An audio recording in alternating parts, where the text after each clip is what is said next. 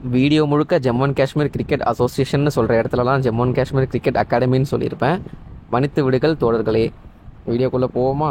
Hi Lokesh, you வாட்சிங் entertainment with ஹரிஷத் Bharat. So இன்னைக்கு ஒரு டிஃப்ரெண்டான டாபிக்ல வந்து உங்களை சந்திக்க வந்திருக்கோம். அதுக்கு முன்னாடி போன வீடியோல நாங்க ஒரு கமெண்ட் ஒன்று பார்த்தோம்.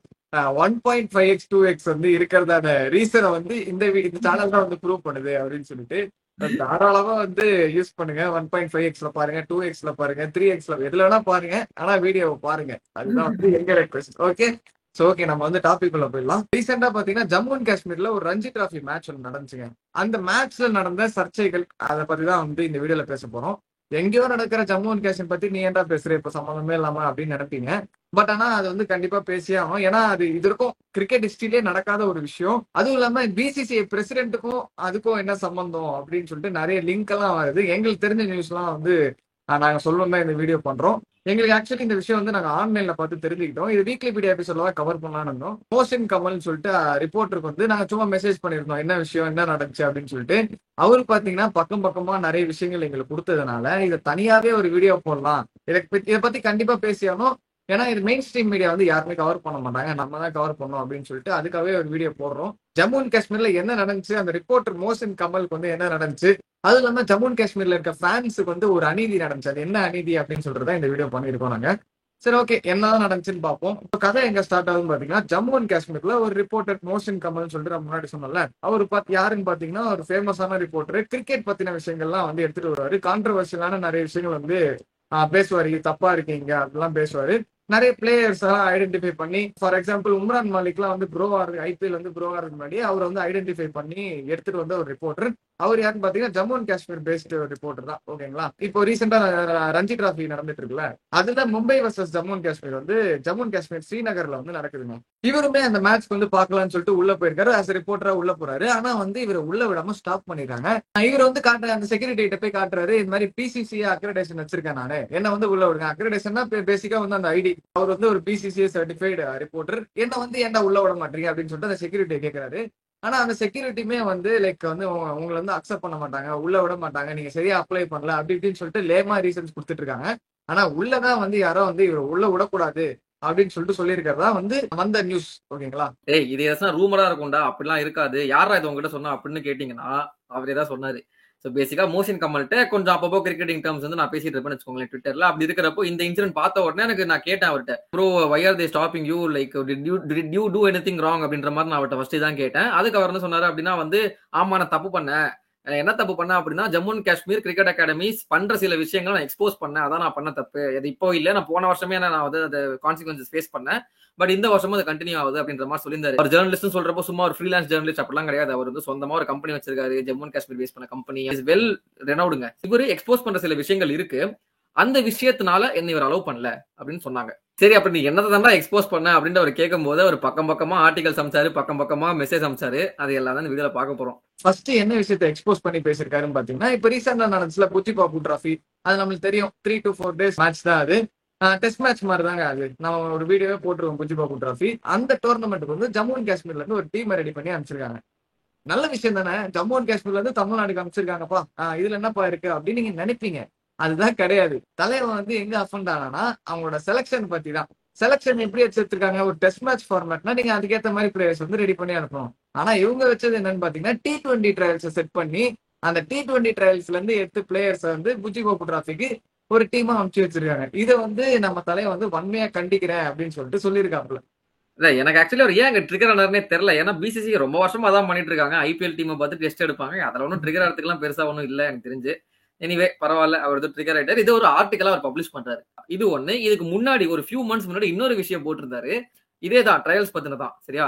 After 4 years Jammu and Kashmir finally resumes trials, T20 trials அப்படின்னு போட்டிருந்தாரு. பேசிக்கா அந்த ஆர்டிகல் என்ன சொல்ல வந்தாலும் 4 வருஷமா ட்ரையல்ஸே நடக்கல ஜம்மு அண்ட் காஷ்மீர்ல.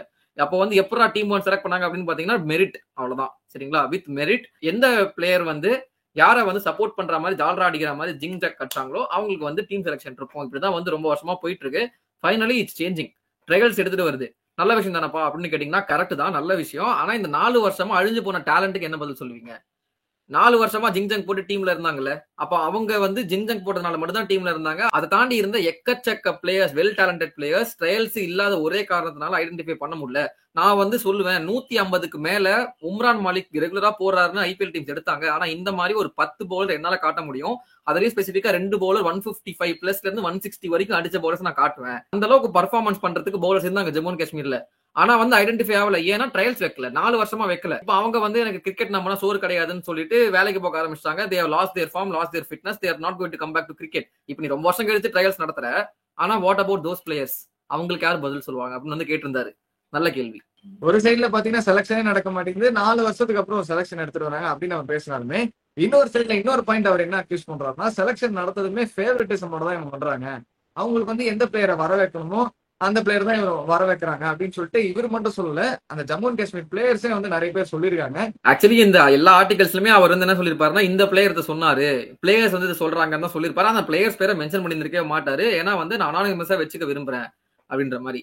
ஆனா இந்த ஒரு பர்டிகுலர் பிளேயர் பேரை சொல்லியே வந்து இவர் இப்படிதாங்க சொன்னாரு அப்படின்னு போட்டிருப்பாரு. அதுக்கு என்ன காரணம்னா, அந்த பிளேயருக்கு பயம் இல்லை, அதை அவரே சொல்லியிருப்பாரு. அந்த பிளேயர் யாருன்னு பாத்தீங்கன்னா ஜோன் லஹாங்கீர் அப்படின்னு ஒரு former Jammu and Kashmir player தான். என்ன சொல்லியிருப்பாரு அப்படின்னா, நிறைய பிளேயர்ஸ் எக்கச்சக்க டேலண்ட்ஸ் வந்து ஜம்மு அண்ட் காஷ்மீர்ல இருக்காங்க, சந்தேகமே இல்லை. அது வந்து எஸ்பெஷலி அந்த batters and also bowlers, young batters. நீங்க வந்து அப்துல் சமாத் தூக்கி வச்சு கொண்டாடுறாங்க இப்ப எல்லாருமே. ஆனா வந்து அப்துல் சமாத் எந்த அளவுக்கு கெத்தோ அது அந்த அளவுக்கு ஈக்குவலா வந்து பவர் ஹிட்டர்ஸ் எக்கச்சக்கமா இருக்காங்க ஜம்மு அண்ட் காஷ்மீர்ல, யங் டேலண்ட்ஸ் எல்லாம் இருக்காங்க. ஆனா வந்து ஐடென்டிஃபை பண்ணல. அதே மாதிரி என்னதான் இந்த டேலண்ட்ஸ் இருந்தாலும் இவங்க வந்து கெஸ்ட் பிளேயர்னு வந்து கூப்பிட்டு வச்சு ஒரு பிளேயரை வந்து ஆட வச்சாங்க. அந்த பிளேயர் யாருன்னு பாத்தீங்கன்னா பராஸ் டோக்ரா, பேரோட சொல்றாரு சரிங்களா. இந்த பராஸ் டோக்ரா வந்து கடைசி ஒரு 2 வருஷமா ஆடிட்டு இருக்காரு சரிங்களா. ஆக்சுவலி இந்த வீடியோ அந்த ஆர்டிகல் ரிலீஸ் பண்றப்போ அவரு ஒரு ரஞ்சி டிராஃபி 50 அடிக்கல, ஒரு சையத் முஸ்தக் அலி டிராஃபி 50 அடிக்கல, ஒரே ஒரு விஜயசாரி டிராஃபி 50 மட்டும் தான் அடிச்சிருக்காரு. ஆனா ஏன் ஜம்மு அண்ட் காஷ்மீர் திரும்ப இந்த பராஸ் டோக்ரா, அதுவும் ஒரு யங்ஸ்டர்னா கூட பரவாயில்ல, சான்ஸ் தரலாம். அவருக்கே வந்து 40 வயசு கிட்ட ஆகுது. அப்படி இருக்கிறப்ப அவரு எதுக்கு திரும்ப சான்ஸ் கொடுக்குறீங்க? அதுக்கு ஒரு யங்ஸ்டர், வளர்ந்த ஒரு யங்ஸ்டருக்கு சான்ஸ் கொடுக்கலாமே அப்படின்னு பார்த்து ஜேஎன்கே மேனேஜ்மெண்ட்டை பார்த்து கேட்டிருக்காரு. சோ இது வாஸ்தவமான கேள்விதான் சரிங்களா. அந்த பராஸ் டோக்ராவுமே வந்து ஆக்சுவலி ஒரு கெஸ்ட் பிளேயர் தாங்க. அவர் வந்து ஜம்மு அண்ட் காஷ்மீர் சேர்ந்த பிளேயர்லாம் இல்ல. அவர் வந்து இமாச்சல் பிரதேஷ்ல ஆடி, அதுக்கப்புறம் பாண்டிச்சேரியில ஆடி, இப்போ வந்து ஜம்மு அண்ட் காஷ்மீர்ல ஆடிட்டு இப்போ இருக்காருன்னு நினைக்கிறேன். I think hasn't retired yet. எல்லா டீம்ஸ் அக்ராஸ் த ஸ்டேட்ஸ்மே, அக்ராஸ் த கண்ட்ரியுமே வந்து யங்ஸ்டர்ஸ் வந்து க்ரோ பண்றாங்க. ஏன் ஜம்மு அண்ட் காஷ்மீர்ல க்ரோ பண்ண மாட்டாங்க? பிளேயர் எதுக்கு ஆட வைக்காது? பெர்ஃபார்ம் பண்ணல, வயசு ஆயிடுச்சு, எதுக்கு நீங்க ஆட வைக்கிறீங்க? வேற ஒரு யங்ஸ்டரோட பொசிஷன் வந்து நீங்க எடுக்கிறீங்க அப்படின்னு சொல்லிட்டு கேட்டிருக்காரு. அவ்வளவுதான். அது மட்டும் இல்லாமல் ஜம்மு அண்ட் காஷ்மீர் டீம் செலக்ஷனே ஒரு ஸ்கேம் அப்படின்னு சொல்லிட்டு இப்போ பவர்ல இருக்கிற ஒரு பெரிய பிசிசிஐ ஒரு ஆளை வந்து கிரிட்டிசைஸ் பண்ணிருப்பாரு. அது யாருன்றதை நம்ம வீடியோ போக பார்ப்போம். ஸோ இதெல்லாம் வந்து ஜஹாங்கீர் லோன் சொன்னதா மோசின் கமல் வந்து எக்ஸ்போஸ் பண்ணிருப்பாரு ஒரு ஆர்டிகல்ல. இந்த மாதிரி நிறைய விஷயங்கள் அவர் வந்து எக்ஸ்போஸ் பண்ணிட்டே இருந்திருக்காது ஓவர் தி இயர்ஸ். இது இப்போ இல்ல, 2023ல இருந்தே வந்து Jammu and Kashmir cricket board ஏன் இப்படி இருக்கு அப்படின்ட்டு வந்து அவர் சொல்லியிருக்காரு. இந்த நிலைமை இப்படியே கண்டினியூ ஆச்சுன்னா இப்போ எப்படி ரீசெண்டா ரஷிக் சலாம்தர் வந்து ஜம்மு அண்ட் காஷ்மீர் நம்ப மாட்டாங்க அப்படின்னு சொல்லிட்டு அவர் அங்கிருந்து பரோடாக்கு ஷிஃப்ட் ஆனாரோ, அந்த மாதிரி உம்ரான் மாலிக் ஷிஃப்ட் ஆகிறதுக்கு வாய்ப்பு இருக்குன்னு கூட அவர் ப்ரெடிக்ட் பண்ணிருக்காரு. அப்போ அவரு என்கிட்ட பர்சனலா சொன்ன ஒரு விஷயம், பட் அவரோட பெர்ஸ்பெக்டிவ் என்ன சொன்னாரு அப்படின்னு பாத்தீங்கன்னா, ப்ரோ இதுக்கு ஆக்சுவலி காரணம் யாரு அப்படின்னு பாத்தீங்கன்னா, இப்போ கரண்டா இருக்கிற அப்பாயிண்ட் ஆன பிசிசிஐ பிரசிடென்ட் அவருதான் மிதுன் மனாஸ். எஸ், அதாவது நம்ம எனக்கு என்ன நினைச்சிட்டு இருக்கோம், அவர் வந்து ஒரு டெல்லி பிளேயரு, டெல்லியை சேர்ந்த ஒரு பிளேயர் தான் நினைச்சிட்டு இருக்கோம். மிதுன் மனாஸ் கிடையாது. ஆக்சுவலி அவர் வந்து ஜம்மு அண்ட் காஷ்மீர்ல பிறந்திருக்காரு, டெல்லிக்கு விளையாடி இருக்காரு, அவ்வளவுதான் சரிங்களா. அண்ட் இந்த மிதுன் மனாஸ் பிசிசிஐ பிரசிடென்ட் ஆகிறதுக்கு முன்னாடி என்னவா இருந்தாரு அப்படின்னு பாத்தீங்கன்னா, டைரக்டர் ஆஃப் ஸ்போர்ட்ஸா இருந்திருக்காரு ஜம்மு அண்ட் காஷ்மீர் கிரிக்கெட் அகாடமியில. சோ வந்து மோஷன் கமல் என்ன சொல்றாருன்னா, இந்த மிதுன் மனாஸ் இந்த பொசிஷன்ல இருந்தப்பதான் இந்த எல்லா இன்சிடென்ட்மே நடந்தது. இந்த ட்ரையல்ஸ் வந்து சரியா கண்டக்ட் பண்ணாதா இருக்கட்டும், இந்த ஃபேவரட்டிசமா இருக்கட்டும், இது எல்லாமே வந்து அவர் பீரியட்ல நடந்தது. ஆனா எங்களுக்கு அப்போ அவர் மேல சந்தேகம்லாம் வரல. இன்ஃபேக்ட் அவர் பிசிசிஐ பிரசிடென்ட் நாமினேட் ஆகிறப்போ நாங்க எல்லாம் சந்தோஷம் தான் பட்டோம். அப்பாடா ஒரு வழியா ஜம்மு அண்ட் காஷ்மீரோட இந்த நிலைமை வந்து மாறப்போகுது, அவர் என்ன புதுசா மாத்துவாரு அப்படின்னு பாத்தீங்கன்னா ஒண்ணுமே மாறல. இன்ஃபேக்ட் வந்து இன்னும் வேர்ஸ் தான் இருக்கு அப்படின்னு நினைக்கிறப்பதான் ஒரு சின்ன டவுட் ஒன்று வருது அப்படின்ற மாதிரி அவர் ஸ்பெகுலேட் பண்றாரு. அகைன் இது ஸ்பெகுலேஷன் தான், இது உண்மையா இல்லையான்றது நமக்கு தெரியாது சரிங்களா. இது அவர் சொல்றாரு. இந்த விஷயம் ஒரு பக்கம் போகட்டும். இது தாண்டி நம்ம வந்து இந்த வீடியோ பேசுறதுக்கான மெயின் காரணமே இன்னொரு சம்பவம், பெரிய சம்பவம் நடந்துச்சுங்க. நியூஸ் பேப்பர்லாம் நீங்க பாத்திருப்பீங்க, அப்படிலாம் நாங்க சொல்ல மாட்டோம். ஏன்னா இது நியூஸ் பேப்பர்லயும் வராது, நியூஸ்லயும் வராது. நம்மள மாதிரி யாரோ 2-3 பேரு அங்கிருந்து எடுத்து போட்டதான் உண்டு. ஒண்ணு இல்ல, அந்த ஸ்ரீநகர்ல நடந்த மேட்ச் இருக்குல்ல, ரஞ்சி டிராஃபி, அந்த மேட்ச்ல வந்து ஸ்பெக்டேட்டர்ஸ் போன யாருமே வந்து போட்டோ எடுக்கக்கூடாது, வீடியோ எடுக்கக்கூடாது, லைவ் எதுவுமே போடக்கூடாது அப்படின்னு சொல்லிட்டு ஸ்ட்ரிக்டா வந்து சொல்லியிருக்காங்க. இது வந்து எந்த ஸ்டேடியம்லயும் இதுக்கு முன்னாடி இந்த மாதிரி ஒரு ரெஸ்ட்ரிக்ஷன்ஸ் நான் பார்த்ததே இல்லப்பா. நானும் வந்து போட்டோகிராஃபரா ஒர்க் பண்ணியிருக்கேன், நிறைய ஸ்போர்ட்ஸ்ல போயிருக்கேன், எந்த இதுலயுமே இப்படி பண்ணதே கிடையாது. அது நீங்க வந்து கேட்கலாம், ஏன்டா மேபி ஒரு செக்மெண்ட் ஆஃப் ஃபேன்ஸ்க்கு அது போட்டிருப்பாங்க அப்படின்ட்டு. கிடையவே கிடையாது. இந்த மாதிரி எழுதி ஒட்டியிருக்காங்க, அதுக்கு ப்ரூஃபே நாங்க காட்டுறோம். ஆக்சுவலி ட்விட்டர்ல இவரு மட்டும் இல்ல, இது நான் நிறைய இவர் சொன்னதுக்கு அப்புறம் நிறைய லிங்க்ஸ் அவர் அனுப்பிச்சாரு. நான் லிங்க்ஸ் எடுத்து பாக்குறப்போ நிறைய ஜம்மு அண்ட் காஷ்மீர் மீடியால அதை கவர் பண்ணிருக்காங்க சரிங்களா. நம்ம ஊர்ல எதுவுமே வராது அன்பார்ச்சுனேட்லி. அதுல எக்கச்சக்க பேர் என்ன பண்ணிருக்காங்க, நான் சில வீடியோஸ் ஷேர் பண்றேன், முடிஞ்சா லிங்க்ஸ் போடுறேன். இன்கேஸ் நான் வீடியோல போட்டா காப்பிரைட் வரும் அப்படின்னா நான் லிங்க் ஷேர் பண்ண டிஸ்கிரிப்ஷன்ல பாத்துக்கோங்க. கம்ப்ளைண்ட் பண்றாங்க ஸ்பெக்டேட்டர்ஸ், நான் வந்து மேட்ச் பார்க்க வந்தேன், இன்டர்நேஷனல் பிளேயர்ஸ் எல்லாம் ஆடுறாங்க, சர்ஃப்ராஸ் கான் இருக்காரு, ஷர்துல் தாக்கூர் இருக்காரு அப்படின்றப்போ என்னோட ஃபேவரட் பிளேயர்ஸ் எல்லாம் ஆடுறாங்க, நான் பார்க்க வந்தேன். ஆப்வியஸா நேச்சுரலா ஒரு ஃபேனோட இன்ஸ்டிங், நான் வந்து ஒரு போட்டோ எடுக்கணும், வீடியோ எடுக்கணும், செல்ஃபி எடுக்கணும்னு என் ஆசை. லைவ் போடக்கூடாதுன்னு சொன்னாங்கன்னா லாஜிக் இருக்கு, ஓகே. ஏன்னா அது லைவ் டெலிகாஸ்ட் மேட்ச், லைவ் போடக்கூடாதுன்னு சொல்றாங்க, ஃபைன், தட்ஸ் அக்ரீடு.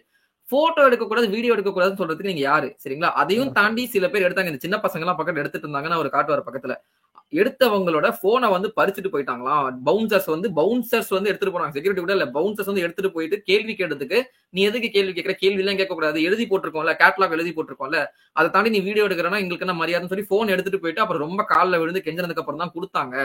நான் என்ன கேட்கிறேன், எந்த ரூல் புக்ல இருக்கு அப்படின்ட்டு நான் கேட்கல, அந்த ஃபேன் ஒருத்தர் கேட்டிருப்பாரு, நீங்க பதில் சொல்லுங்க. அவர் பிசிசிஐ பார்த்து கேட்பாரு. ஆக்சுவலி இந்த கேள்வி பிசிசிஐ பார்த்து கேட்க வேண்டிய கேள்வி இல்ல, Jammu and Kashmir cricket academy பார்க்க வேண்டிய கேள்விதான், சரிங்களா? பட் எனிவே அவர் கேட்ட கேள்வி வந்து அதுதான், எந்த ரூல் புக்ல எழுதிருக்கு நான் வந்து ஃபேனா இருந்தா நான் வந்து ரெக்கார்ட் பண்ணக்கூடாதுன்ட்டு எங்க போட்டிருக்கு? எங்கேயுமே போடல. அப்ப எதை பேஸ் பண்ணி நீங்க வந்து அந்த போனை புடுங்குறீங்க, எப்படி நீங்க வந்து போனை புடுங்கலாம் அப்படின்ற மாதிரி கேட்கறாங்க. நீங்க சொல்லுங்க guys, வேற ஏதாவது ஸ்டேடியம் நடந்திருக்கா இந்த மாதிரி? ஏன்னா வந்து இப்போ அப்கோர்ஸ் லைக் நான் வந்து பிச்சை இன்வைட் பண்ணி போய் போட்டோ வீடியோ எடுத்தேன்னா தப்பு. நான் என் ஸ்டாண்ட்ல இருந்து நான் வந்து ஒரு மேட்சை கவர் பண்ற வீடியோ எடுக்கிறேன்னா என்ன தப்பு? அது ஏன் வந்து தப்பே இல்ல, அது வந்து பண்ணக்கூடாதுன்னு சொல்லியிருக்காங்க. அப்படியே வந்து சில பேர் அந்த மாதிரி சில விஷயங்கள் தப்பா பண்ணதுனால அது வந்து ப்ரொஹிபிட் பண்ணிருக்காங்கப்பா அப்படின்னு நீங்க சொன்னாலுமே, எப்படி நீங்க வந்து சில பேர் வந்து தப்பா பண்றதுக்காக நீங்க மொத்த கிரௌடியுமே அத்தனை பேருமே வந்து நீங்க போன் யூஸ் பண்ணக்கூடாது, போட்டோ எடுக்கக்கூடாது அப்படின்னு சொல்ல முடியும்? எங்கேயுமே அது பண்ணது இல்ல. அதுதான் மச்சான், எந்த ஸ்டேடியம்லயும் இது பண்ண மாட்டாங்க. எந்த செக்மெண்ட் ஆஃப் ஃபேன்ஸ் பண்ணாலும் இப்படி வந்து ஓவரால் பேன் எல்லாம் பண்ணவே மாட்டாங்க. இதை நான் திரும்ப திரும்ப கேட்டேன் அவர்கிட்ட, மோஷன் கம்பல்ட்ட, சரி ஓகே இது என்னதான் ரீசன் சொல்லுங்க, இது ஒண்ணு மட்டும் நீங்க சொல்லிருங்க அப்படின்ட்டு. கடைசி வரைக்கும் அவர் சொன்ன விஷயம் என்னன்னா, இதுக்கு ஒரு பதில் எனக்கு இப்ப வரைக்கும் தெரியல. முன்னாடியாச்சும் நான் ஏதாச்சும் தப்பு பண்ணிருப்பேன், நான் இதெல்லாம் எக்ஸ்போஸ் பண்ணேன், அதனால என்ன அப்போஸ் பண்றாங்கன்னா நான் வந்து அண்டர்ஸ்டாண்ட் பண்ணிக்க முடியுது, அது எனக்கு புரிஞ்சுக்க முடியுது. இதுக்கு ஒரு ரீசனே இல்ல, இது எதனால சத்தியமா எனக்கு இப்போ வரைக்கும் தெரியல அப்படின்ற மாதிரி சொல்லியிருந்தாரு. சோ இதோட வந்து இந்த வீடியோ நாங்க முடிக்கிறோம். சோ இது வந்து ஒரு பெர்ஸ்பெக்டிவ் தாங்க, சரிங்களா? இது வந்து one side of the story. Mohsin Kamal எங்கள்கிட்ட சொன்ன விஷயம், அது நாங்க உங்கள்ட்ட கன்வே பண்ணணும்னு நினைச்சோம். இது ஆக்சுவலா அவர்கிட்ட கேட்டிருந்தேன், இந்த மாதிரி உங்க பேர் நாங்க வந்து மென்ஷன் பண்ணலாமா, நாங்களும் பெரிய யூடியூபர்ஸ் எல்லாம் கிடையாது, பட் அப்படி சவுத்துல வந்து கொஞ்சம் ஒரு 1000 பேர் 2000 பேர் பாப்பாங்க அப்படின்ற மாதிரி சொல்லியிருந்தேன். தாராளமா சொல்லுங்க, பேர் என்ன, நான் ஆல்ரெடி வந்து நிறைய பாத்துட்டேன். சரி ஓகே, இப்போ நீங்க ஒன்று கேட்கலாம், மேபி அவர் வந்து சொல்லலாம், இது எல்லாமே ஃபேக்கா இருக்கும் அவர் எழுதி போடுறது, அதனாலதான் Jammu and Kashmir cricket academy வந்து அவர் அலோவ் பண்ணல அப்படின்ட்டு. ஒருவேளை அவர் ஃபேக்கான நியூஸ் பரப்புறாரு அப்படின்னா பிசிசிஐ அவருக்கு அக்ரெடிஷன் கொடுக்கவே மாட்டாங்க. இவ்வளோ ரெனோவ்டான ஒரு ஜேர்னலிஸ்ட் இந்த மாதிரி ஃபேக்கா பரப்பவே மாட்டாங்க, unless or until they are very sure about it. And பிளேயர்ஸோட கான்டாக்ட்ல இருக்கிற இந்த மாதிரி ஒரு ஜேர்னலிஸ்ட் போய் சொல்ல வாய்ப்பே இல்லை. ஸோ இதை நாங்கள் எடுத்துட்டு வரணும்னு நினைச்சோம். சோ நான் முன்னாடி சொன்ன மாதிரி இது one side of the story தான், வேற perspective maybe Jammu and Kashmir cricket அகாடமியில இருக்கலாம். நாங்க இந்த வீடியோ போறதுக்கான மெயின் ஏம் என்னன்னு பாத்தீங்கன்னா, எந்த மெயின் ஸ்ட்ரீம் மீடியாவே இதை கவர் பண்ண மாட்டாங்க, நியூஸ் சேனல்லாம் நியூஸ் பேப்பர்லயே எதுலயுமே வராது. எங்களை மாதிரி ஏதாவது யூடியூப் சேனலுக்கு ஏதாவது இன்ஃபர்மேஷன் தெரிஞ்சு போட்டதான் உண்டு. இது மாதிரி ஜம்மு அண்ட் காஷ்மீர்ல ஒரு விஷயம் நடக்குது, நாளை பின்ன நம்ம ஊர்லயே இது மாதிரி ஒரு விஷயம் நடக்கலாம், அப்ப நடக்கும்போது என்னன்னு தெரியாம இருக்கிறதுக்கு இது மாதிரி தெரிஞ்சுக்கோங்க எங்க என்ன நடக்குதுன்னு சொல்லிட்டு கிரிக்கெட் பத்தி நம்ம எது தெரிஞ்சாலும் எடுத்துருவோம், உங்களுக்கு சேர்த்துருவோம். அந்த மாதிரி தான் இந்த விஷயத்தை நாங்க வந்து சேர்க்கணும்னு நினைச்சோம்.